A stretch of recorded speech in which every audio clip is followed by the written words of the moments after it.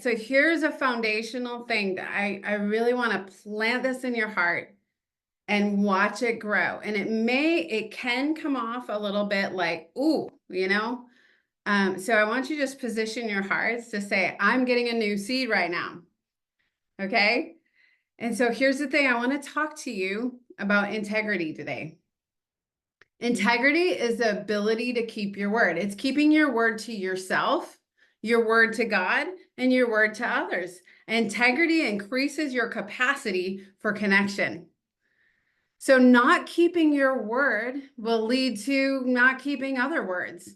My mom always said it just perfect. She said, say what you mean and mean what you say. And she raised me up that way. It was one of those ad nauseum phrases where I'm like, Mom, I know.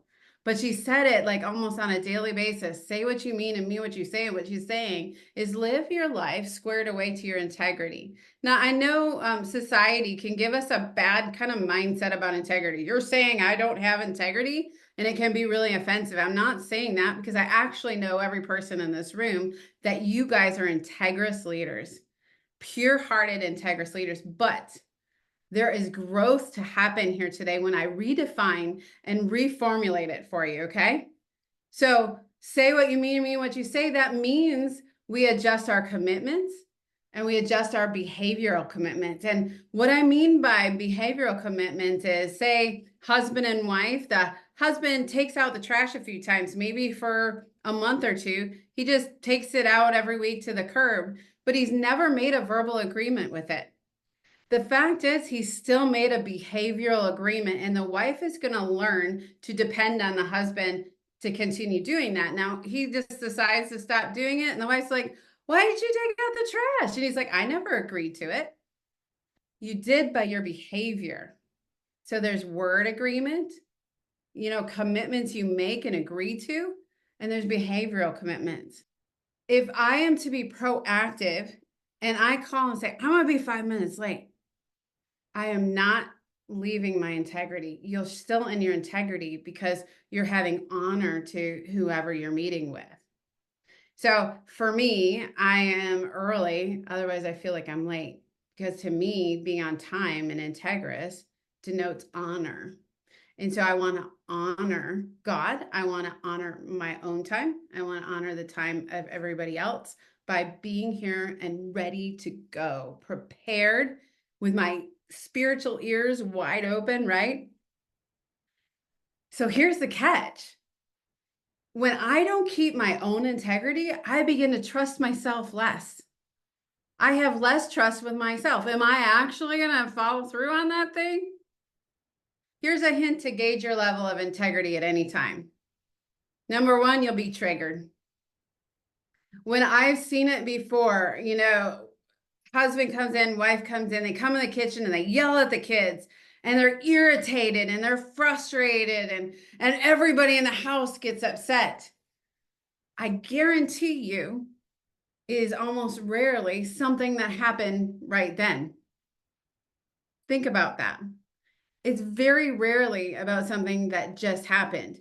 Somewhere along the line, you stepped out of integrity. So the person that comes in the kitchen is screaming and yelling and making a ruckus in the family. Well, what if maybe at work they felt rejected? Or maybe this whole last weekend, they didn't get enough sleep. And so they didn't keep integrity with themselves because they didn't get enough sleep, and they felt rejected at work. They didn't deal with their emotions. And all of a sudden it comes volcanoing out at the family. Integrity is a huge thing. Too much on my plate. That's stepping out of integrity. It's that spirit of striving that comes on us, right?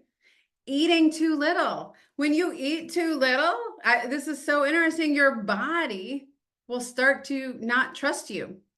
And it'll say, I don't believe she's actually going to feed me. So everything I eat, I'm going to put that on as fat because I want to make sure and have reserves, because I can't trust her to go ahead and eat. Integrity is living true to yourself and true to others, or keeping your word to yourself or your word to others, right? It's that congruency to what I am in every situation. Now, that's my stated goal, guys. through this experience and through this time together, my goal is that you'll be fully in your identity, into integrity, so that despite your circumstances, you can always be fully yourself. A lot of times we're all just living to please the people around us or the expectations that other people have on us. It's time for that to end in the name of Jesus, because what we're going to do is live fully in our identity, doing what the Father is doing and saying what the Father is saying, walking like Jesus in integrity with our own selves. It's all about identity, purpose, and destiny. And it all boils down to knowing who you're created to be and being in absolute integrity. My goal for each one of my clients is that they are so much in their identity that they are unshakable despite their circumstances. And I tell you, there is hope for that, because I've seen it begin to really transpire in my own life, which is why I can release this word to you. Man, we can be in some like, what in the mess is going on situations. I'm like, can't wait to see what you're going to do about this, Lord. This is going to be awesome. You know, when I get triggered, I'm like, yes, I'm triggered. That's an opportunity to heal. I'm telling you, this is reachable. It's all about living fully in your identity, doing life on purpose, and fulfilling that God-given destiny. I believe that God is giving you, you, an invitation to integrity. See, integrity sets us up for greatness. It's doing the right thing even when no one is watching. Integrity is about being courageous to be true to you, for you to keep your commitments even when you're not in the same mood as when you made the commitments. That could be a thing. Be the same person in front of people as when no one else is looking. Again, I'm not saying you guys are not filled with integrity, but I am saying we can all come higher. And the way we come higher is through community, people like this that can help us hold into accountability. Now, let me define accountability for you, because accountability in our culture can look a lot like, you did wrong. Now tell me what you did wrong this week so I can correct you and hold you to what you did wrong. Now wipe that definition off the slate right now. It's gone. The definition of accountability, it looks like this. I look you in the face and I believe in you. I believe that you can live out your divine calling in God.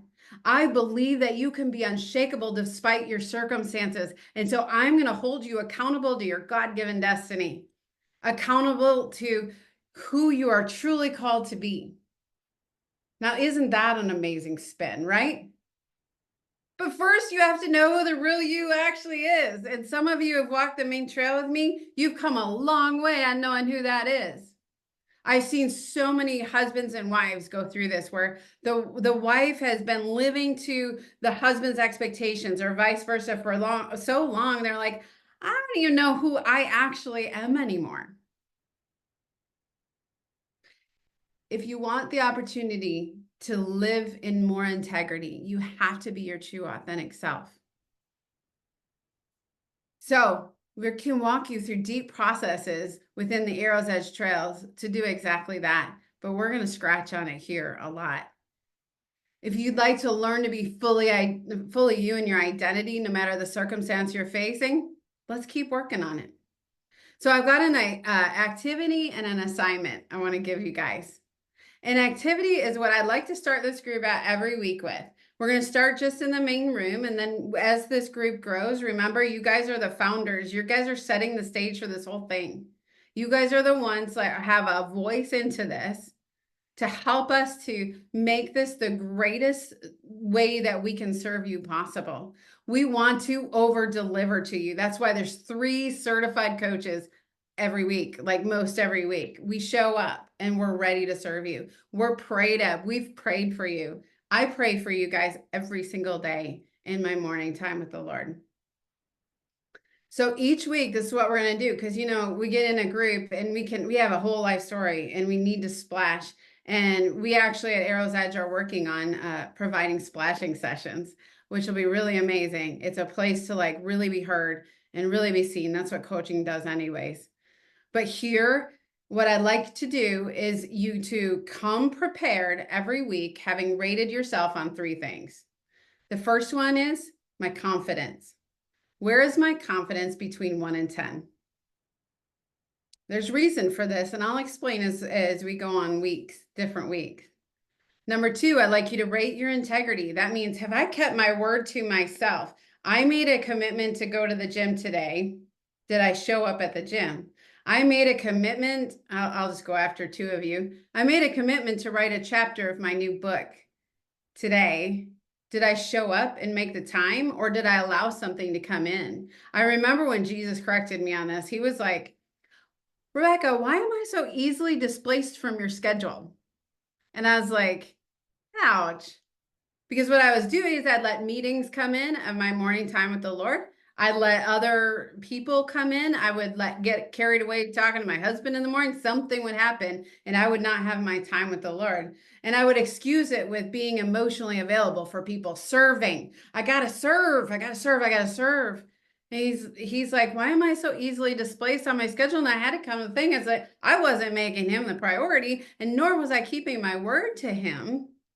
And therefore, I was stepping out of my integrity. And I'm telling you what, I now am at the point where, like, I don't have time not to make time with the Lord. I really don't. And I want to teach you a little bit about my story with that pretty soon. Thirdly, so confidence 1 to 10, integrity 1 to 10, and thirdly, relational circuits 1 to 10. Now, Coach Amber, I want to put you on the spot for just 2 minutes. Can you do that? You don't mind when I do that. I love you. Can you do just a 2-minute explanation of relational circuits, and then I'll finish? Yeah, so it's funny. I was just looking over my notes today from our Alive and Well class that I took on keeping our relational circuits on.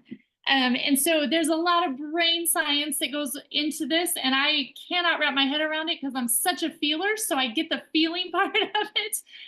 But realistically, in order for us to connect, to create these connection moments, and the more connection moments we have with each other, with the Lord, with ourselves, the more we develop secure attachments.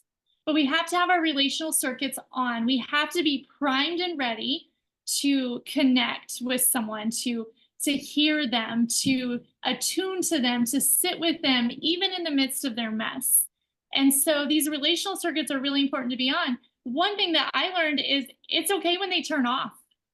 And actually, if you're watching the screen in this Zoom meeting, and you learn some tips and tricks, you'll see when someone's relational circuits need a break. And that's okay, because we're not meant to be in this high level joy state all of the time. We have to have these peaceful, restful states. So, for example, if somebody yawns, their relational circuits are taking a break, and that's okay. If you're eye contact, you might wander your eyes a little bit, and that's okay. You needed a break from connecting. It's not a bad thing. It's necessary. It's what makes us human. And we have to have the grace for each other to do that.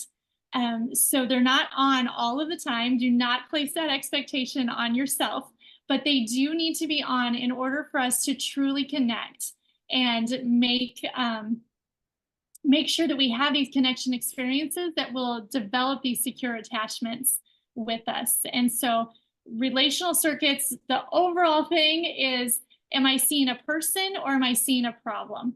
And that is what you're going to ask yourself to know if your relational circuits are on or off. And if you're seeing a problem, then they're off. And that's okay, because you can remove yourself. You can yawn. You can look away. You can take 5 minutes to quiet yourself.